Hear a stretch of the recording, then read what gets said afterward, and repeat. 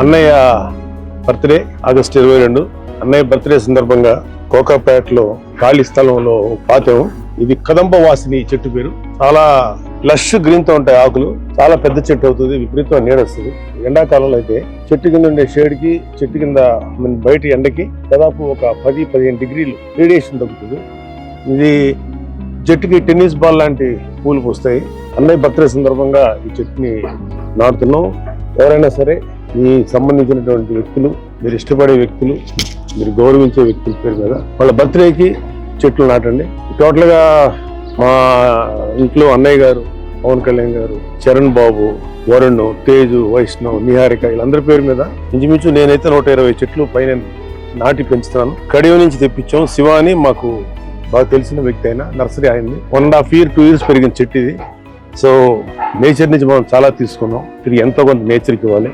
అన్నయ్య బర్త్డే సందర్భంగా అన్నయ్యకి many happy returns of the day. ఇది అన్నయ్య పేరు మీద నాటినటువంటి చెట్టు. ఇది అన్నయ్య పేరు మీద దాదాపు 15 చెట్ల పైన ఇక్కడ నాటుతున్నాం. Once again happy birthday to you అన్నయ్య.